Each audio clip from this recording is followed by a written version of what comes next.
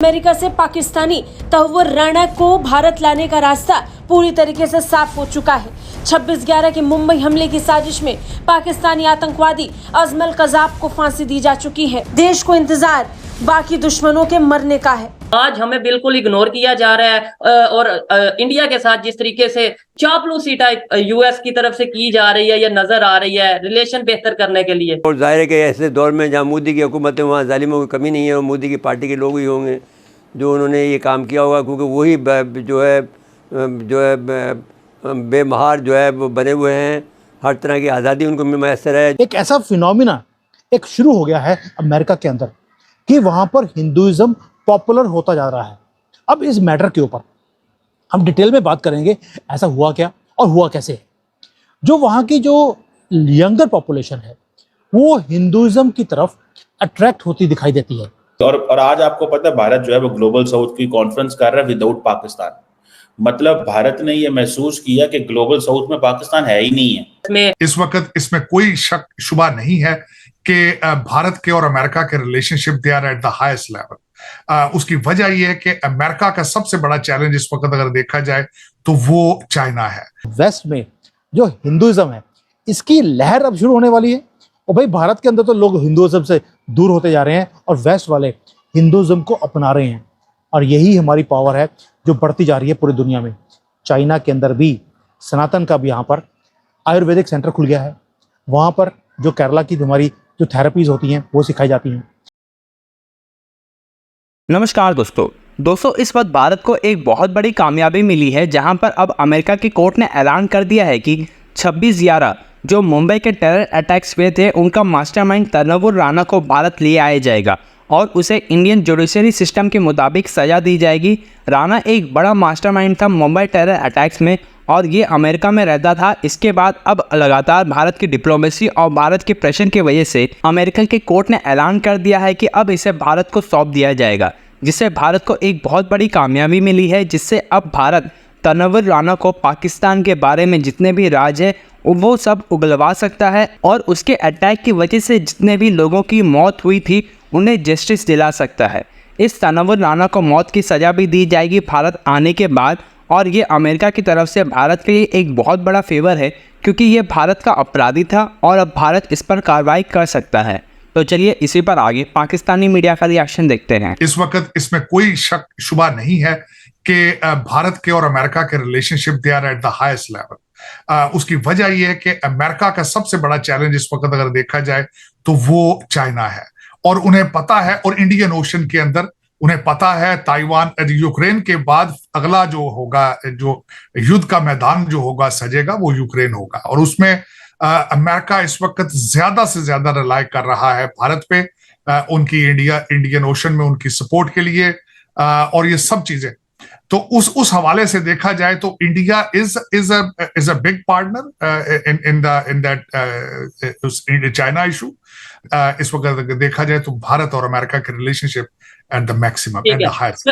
इसका मतलब कहीं ना कहीं इस खबर में ऑथेंटिसिटी है, कहीं ना कहीं इस खबर में हकीकत मौजूद है। सर आपने बोला कि इस टाइम रिलेशन इंडिया और यूएस के बहुत मजबूत है, बहुत ज्यादा पार्टनरशिप चल रही है। तो अगर पास्ट की बात करें, 1965 की बात करें, जंग की बात करें, तो पूरी दुनिया को पता है कि पाकिस्तान को यूएस ने सपोर्ट किया। 71 में भी हम इंतजार करते रहे कि यूएस की तरफ से हमें एड आ रही है, हमें हेल्प आ रही है, खासतौर पर वारशिप का पूरी दुनिया को पता है। हमारे भी तो रिलेशन बेहतर रहे। हम तो यहाँ पे कहते रहे कि जो करवा रहा है अमेरिका करवा रहा है। आज हमें बिल्कुल इग्नोर किया जा रहा है और इंडिया के साथ जिस तरीके से मैं ये कहूंगा, मतलब शायद ये वर्ड बेहतर ना हो कि चापलूसी टाइप यूएस की तरफ से की जा रही है या नजर आ रही है रिलेशन बेहतर करने के लिए।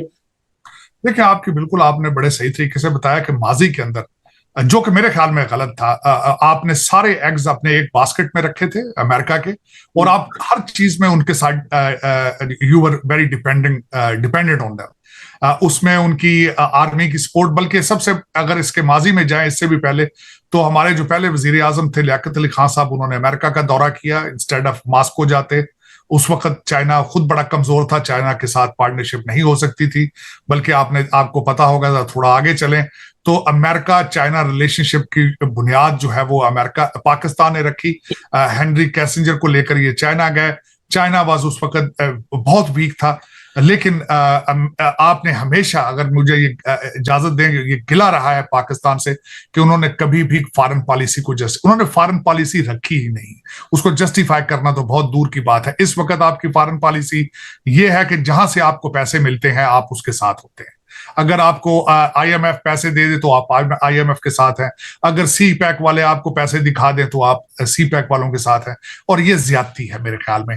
हालांकि जो पाकिस्तान का जो लोकेशन है, आपके बॉर्डर जिन मुल्कों के साथ मिलते हैं, आपकी location itself is a very important thing on international arena. और अगर आप देखें कभी पाकिस्तान को कि एक छोटा सा मुल्क होने के बावजूद आपको समुद्र से भी एक्सेस है, आप लैंड लॉक्ड कंट्री नहीं है। आप देखें तो सारा साल 4 मौसम रहते हैं। आपके हाईएस्ट पीक्स भी मौजूद हैं, बर्फ भी मौजूद है, पहाड़ भी मौजूद हैं, रेगिस्तान भी मौजूद है, पथरीले पहाड़ भी बलूचिस्तान के मौजूद हैं, एग्रीकल्चर भी मौजूद है। अगर आपके पास मौजूद नहीं है तो सिर्फ नेशनलिज्म नहीं है, अगर नहीं है तो पाकिस्तानियत नहीं है। बाकी आपको हर चीज आपके पास है। आप कभी अपनी मादनियात बेचने की कोशिश करते हैं लोगों को, कभी आप बॉर्डर बेचते हैं अपने अफगानिस्तान में डॉलर बनाने के लिए। आपने सारा पाकिस्तान तबाह कर दिया। आज आप वो आपके दुश्मन हैं, आज वो आपकी शक्ल नहीं देखना चाहते। आप आज आपके घर में घुस के वो मार रहे हैं। एक ऐसा फिनोमिना एक शुरू हो गया है अमेरिका के अंदर कि वहां पर हिंदुइज्म पॉपुलर होता जा रहा है। अब इस मैटर के ऊपर हम डिटेल में बात करेंगे, ऐसा हुआ क्या और हुआ कैसे। जो वहाँ की जो यंगर पॉपुलेशन है वो हिंदुइज्म की तरफ अट्रैक्ट होती दिखाई देती है। अब जब मैं हिंदुइज्म बोलता हूँ तो पहले वहाँ पर हिंदुइज्म नाम की या सनातन की कोई भी ऐसी चीज़ नहीं है जो इनको अट्रैक्ट करती है। लेकिन जो हमारी सॉफ्ट पावर है, यानी कि हमारा योगा, हमारा जो ये एक ऐसी सॉफ्ट पावर है जो लोगों को सटल तरीके से टच करनी शुरू हो गई। जो लोग हैं, जो यंग पॉपुलेशन है, वो जाती है इन स्पिरिचुअल प्रैक्टिसेस को एक्सपीरियंस करने के लिए। हमारी जो मेडिटेशन है, योगा है, ये लोगों को टच करती है।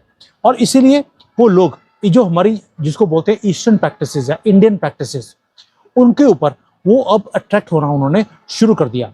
इवन जो हमारी एस्ट्रोलॉजी है, क्योंकि आपको मालूम है कि जो सनातन है उसके अंदर एस्ट्रोलॉजी का बहुत ही महत्व है, हमारी पकड़ है इस चीज़ों के ऊपर। और लोग जैसे जैसे दिक्कत में आते जा रहे हैं वो इन चीज़ों की तरफ, योगा, मेडिटेशन, एस्ट्रोलॉजी, इन सब की जो चीज़ें हैं उसकी तरफ अट्रैक्ट होते दिखाई देते हैं। ये जो चीज़ें हैं ये उनको लगता है कि यार ये रिलीजन के साथ कोई है नहीं, ये तो हेल्थ के साथ है, या हमारी प्रॉब्लम्स का हल निकालने के लिए एस्ट्रोलॉजी का वो यूज़ करते हैं। उन्हें थोड़ा सा ये लगता है कि ये सेकुलर चीज़ है, ये कोई हिंदुइज्म के साथ अटैच नहीं है। और कई जो योगा के लिए आते हैं उनको लगता है ये तो वेलनेस के लिए है। तो ये जो सारी जो एक्टिविटीज़ हैं वेलनेस के अंदर छुप कर ये चीज़ें उनको दी जाती हैं। मैं खुद चाइना में कई वर्कशॉप्स करता हूँ, बड़े बड़े कंपनीज में मैं वर्कशॉप्स करता हूँ। वहाँ पर हम लोग इसे नाम देते हैं स्ट्रेस रिलीफ, माइंडफुलनेस, सोलफुलनेस। और ये प्रैक्टिसेस के थ्रू उन्हें कामनेस सिखाते हैं कि आप अपने लाइफ में कैसे काम रह सकते हैं, कैसे वो कामनेस के बाद आप डिसीजंस ले सकते हैं। यानी कि हमने छुपके हुए, मैं इवन चाइना जैसी कंट्री में इन चीज़ों को यहाँ पर शेयर करता हूँ और लोग बहुत ज़्यादा पसंद भी करते हैं।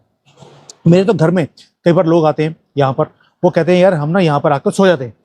उनको लगता है ये घर जो है, जैसे ही हम बैठते हैं हल्का सा वो करेंगे, कुछ प्रैक्टिस करनी शुरू करेंगे, सोने के लिए उनको जगह अच्छी लगती है। दैट मीन्स रिलैक्सेशन उन्हें कहीं ना कहीं मिलती है। अब अमेरिका में जो क्रिश्चियनिटी है उसका इन्फ्लुएंस कम होता जा रहा है। लोग चर्च के अंदर जाना ज़्यादा पसंद नहीं करते, स्पेशली जो यंगर पॉपुलेशन है वो शिफ्ट होती जा रही है क्रिश्चियनिटी से। इतना नेगेटिव प्रोपेगेंडा है सब जगह के ऊपर कि अब उन्हें लगता है कि भाई ये तो सारा ना एक ढोंग है, एक बिजनेस है, हमने इसके अंदर टच नहीं होना है। जबकि जो हमारा हिंदुइज्म का जो सनातन की चीज़ें हैं जनरली फ्री होती हैं। मैं भी यहाँ पे क्लासेस करवाता हूँ कई बार, सारी की सारी फ्री हैं, कोई चार्जेस नहीं होते हैं। तो कहीं ना कहीं उन्हें लगता है कि भाई वहाँ पर हर चीज़ के लिए पैसा मांगा जाता है, हमारे किसी भी चीज़ के लिए पैसा नहीं मांगा जाता।